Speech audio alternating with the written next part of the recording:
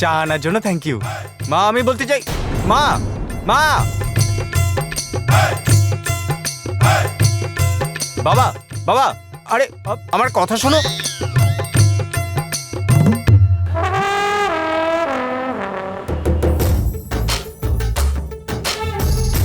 পেশামশাই, পেশামশাই, রিদি, আরে তোমরা আমার কথা শুনতে পাচ্ছ কি না? আরে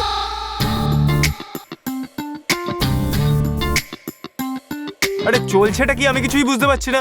আমার সাথে কেউ কথা বলছে না কেন? তোর সাথে কথা না বলার অনেক কারণ আছে রাম।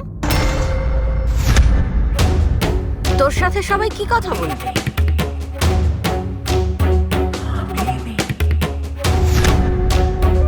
তোর নিজের ডিসিশন তো তুই নিজেই নিচ্ছিস, কারো পারমিশন নেওয়ার তো তুই দরকারই মনে করছিস না। তাহলে তোর সাথে কে কি কথা বলবে? আরে আমি কি করলাম ঠাকুমা? তুই অনেক বড় ভুল করেছিস রাম। একটা মেয়ের মনে তুই কষ্ট দিয়েছিস। তুই সিয়াকে কেন বারণ করেছিস? তুই বিয়ে করবি না বলেছিস। মা আমি এখন বিয়ে করার জন্য রেডি নয়। আর তুমি এটাকে নিয়ে এত সিরিয়াস কেন হচ্ছ? কারণ এই কথাটা সিরিয়াস রাম। তুই এখন মজা করা বন্ধ কর। রাম, তুই আমাদের কি বলেছিলি যে সিয়া ফিরে এলে তুই তাকে বিয়ে করবি, বলেছিলি কিনা?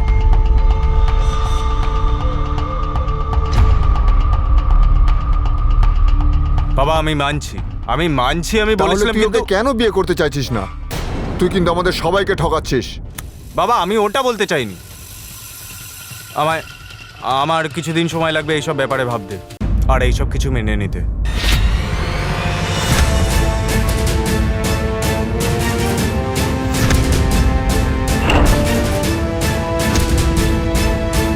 রাম, তুই বলেছিলিস যতক্ষণ পর্যন্ত সিয়া বাড়িতে না ফিরছে ততক্ষণ পর্যন্ত তোর সাথে বিয়ের ব্যাপারে যেন কোনো আলোচনা না হয়।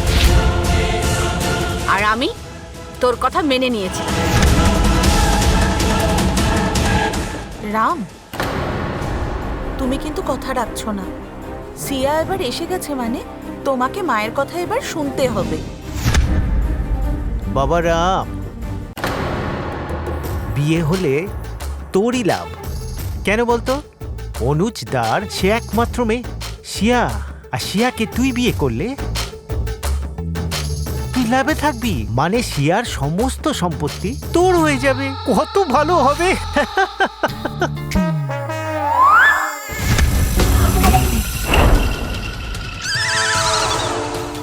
খেলা শুরু করো।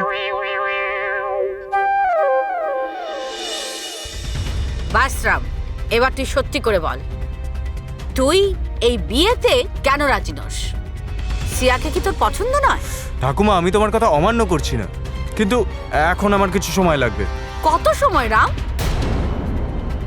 আর কত সময় দরকার? 18 বছর কি তোর কাছে কম হয়ে গেল যে তোর আরো সময় দরকার?